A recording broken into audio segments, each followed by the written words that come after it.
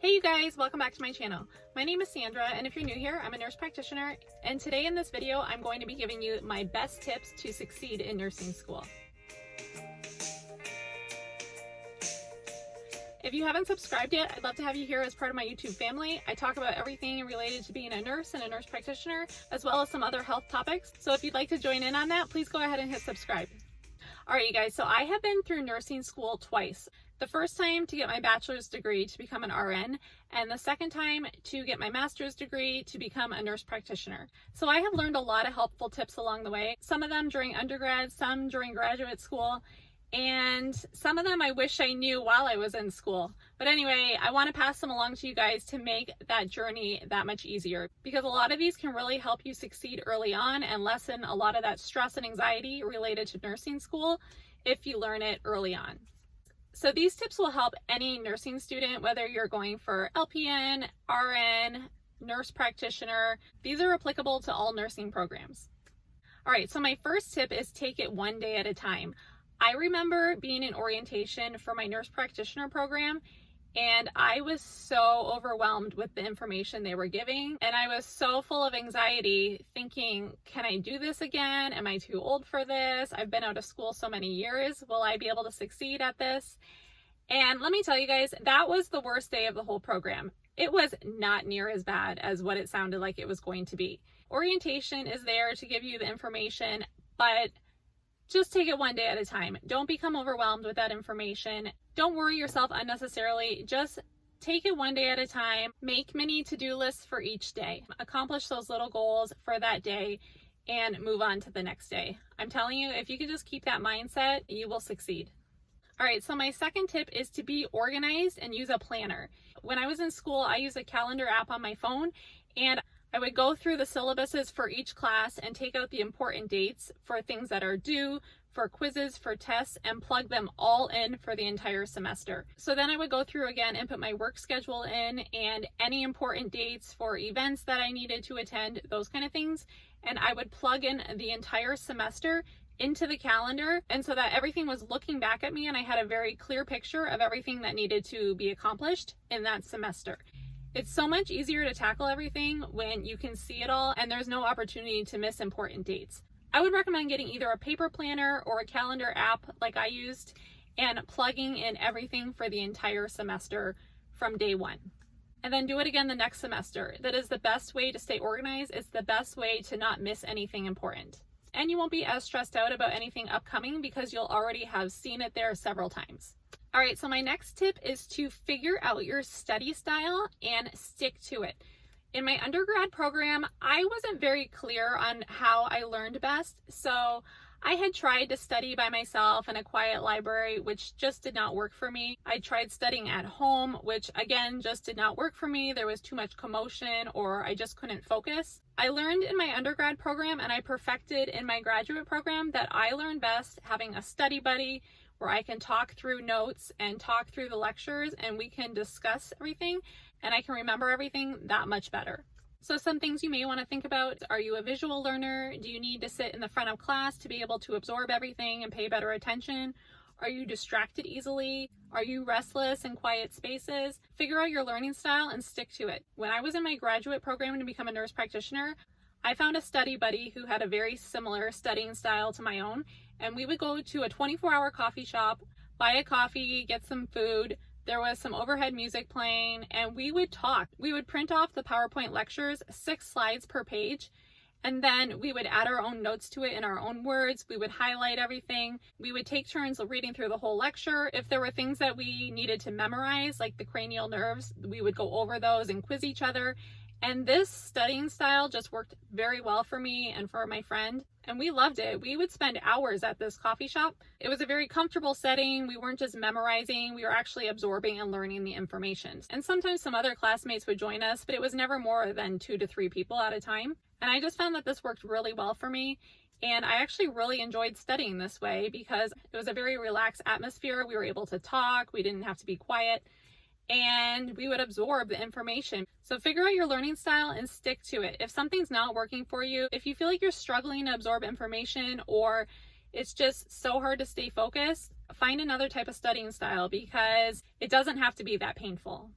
Okay, so another tip I have is to make use of online nursing resources that are available to you. There are so many free online nursing resources that will help you so much during your lectures, while developing care plans for patients, in your clinicals. There are just so many good resources out there. I personally like to use resources either on my phone in an app or on the internet as opposed to books, because they are kept up to date electronically, whereas the books go out of date within a few years. So if you're using an older copy of, let's say, a drug book, you have to make sure you're giving the right doses, that there's no new contraindications for this drug. And for that reason, I like to use apps or resources either on my phone or the computer. So a great app for looking up drugs is Hippocrates. In the free version, you can look up pretty much any drug and it will give you everything you need to know about that drug. So if you're in a clinical rotation and you're sorting through a patient's medications, you can find all the information for these drugs through this app. There's also a part on the app called Pill ID where you don't even need the name of the drug. You just have to match up the description. So what color is it? What shape is it? Those kinds of things. You can match it up and it'll give you a list of possible drugs that this medication could be. This happens a lot with elderly patients. They will have their medications sorted out in those little weekly containers and they'll hand it to you and they'll be like, oh, I take this. I take an orange one. I take a white one. And you're like, what are these drugs? So this app is really great to help identify those drugs. So a couple of other good websites or apps for developing care plans are Medscape and there's FP Notebook. These two websites are great for developing care plans, for figuring out what you need to do step by step, from taking a history all the way to developing a plan of care for your patient. And these are kept up to date with the latest research, so these are good resources to use, especially in the clinical setting. And then another good resource is Up to Date. It is a paid subscription, but every hospital I've worked at has been subscribed to it, so it's free if you use it in the hospital setting on one of their computers. It has the latest evidence-based research on everything related to medicine. So if you are questioning what needs to be done for a patient, what their treatment might be, anything you want to know about a medication, it is on Up to Date.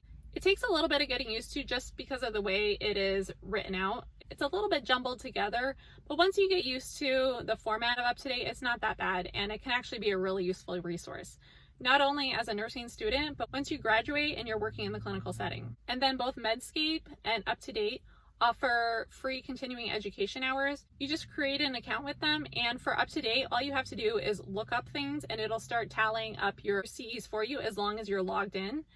And Medscape offers a whole bunch of free CEs as well. That's usually how I get mine if I'm behind at the end of the year and I don't have enough to renew my licenses. It's a great resource and you can do it from home. Okay, so just some tips for studying in particular.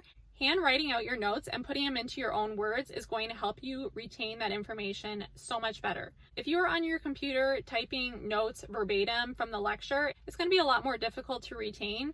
Whereas when you're handwriting, your brain usually processes the information better and you're just going to absorb that information. This is backed by research that when you handwrite your notes and you put it in your own words, you're going to retain that information a lot better. If you do use a computer for notes, try to put the information in bullet form so you're not typing every word and you're absorbing the most important points. Also, if you're a visual learner, use bright highlighters to help color code everything and help important words and phrases stand out so that you'll take a visual picture and you'll remember it much better. Have you ever noticed that when you try to study from someone else's notes that you just don't absorb that information as well? That's because when you put it into your own words and you write it out yourself, your brain will absorb it so much better.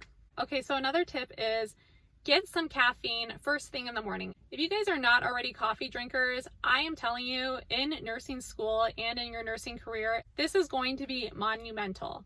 Just even a single cup of coffee in the morning is going to increase your concentration, increase your alertness, and just wake you up for the day.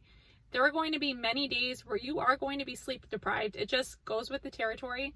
And so having some caffeine to wake you up and get you through it and to turn on your brain is going to make such a huge difference. If you don't like the taste of coffee, green tea, black tea has caffeine in it. I personally would not recommend the caffeine energy drinks because working in the ER all these years, I have seen way too many patients come in with a racing heart or SVT. If you haven't learned what that is yet, it's supraventricular tachycardia, where the heart is just absolutely racing. And it's a pretty scary feeling for patients. They usually need a medication called adenosine to get their heart rate back to a normal rate. I went through a brief period when I was in graduate school where I was working in the ER and going to school full time. And I was drinking a lot of energy drinks and I was getting a lot of heart palpitations. And palpitations are just not a good feeling. So for these reasons, I would recommend staying away from the energy drinks. Okay, so another tip I have is to dress comfortably for your classes, for your lectures, for your clinicals. These days are going to be long and tedious, and if you're not comfortable, it's just going to make it that much harder to get through and to absorb the information you need to absorb. I definitely recommend wearing compression socks to your clinicals especially. It helps any aching or pain or swelling in your legs after standing on your feet for many hours. I have several videos on compression socks and some of the brands that I recommend. If you want to check those out, I will link them down below. I wish I would have started using compression socks while I was in school. I didn't start using them till I was a travel nurse. But once I did start using compression socks, they made such a difference. And I use them to this day because they are so great for relieving any aching or pain in your legs after a long shift. So I'm passing that along to you guys so you can get a head start on compression socks in your nursing career. Okay, so another tip, and this one may seem very obvious, but a lot of people just don't stick with it when they're in college, is to eat healthy and get exercise. You'll often hear of college students following the macaroni and cheese diet or the ramen noodle diet just because they're cheap foods, but the nutrition is so low in these types of foods. You can still eat very healthy on a budget.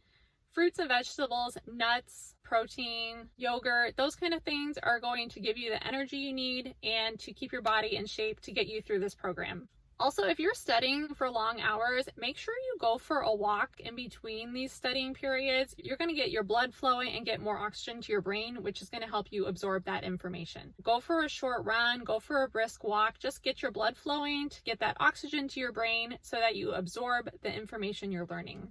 And then nursing school is stressful, so you're going to want to exercise to help reduce that stress. Yoga is a great exercise and resource to reduce stress. It's a meditation for the mind. So I highly encourage yoga because it's strenuous but relaxing and a meditation all in one. And I started doing yoga once I was already a nurse, but I think it would have been so beneficial to do yoga while I was in nursing school. Just find some escape where you can relax, where you can take care of yourself, where you can de-stress. If you take care of your body, it will carry you through your nursing program. One thing that I did start doing when I was in my undergrad program is I started drinking apple cider vinegar in water. And that was because I was just feeling a lot of brain fog and I was having trouble concentrating. So my mom had suggested at the time that I start drinking a little bit of apple cider vinegar in water. And within a few weeks, I just felt my brain fog lift and I was able to think so much more clearly. Not only that, but I lost some excess weight and I just felt so much healthier. I've actually stuck with doing apple cider vinegar all these years, 15 years later now. And there is now a lot of research out there that shows that apple cider vinegar does have a lot of health benefits. So that's a pretty easy thing you can incorporate into your diet. If you want to learn a little bit more about how to take apple cider vinegar, I do have a whole nother video on that, so I will link that down below. Okay, so another huge tip is to make sure you get enough sleep, especially before you're going to have an exam. Early on in my undergrad program, I would stay up studying to the wee hours of the morning, and then I would have to get up early and take a test. And I was just not retaining the information because I wasn't getting enough sleep.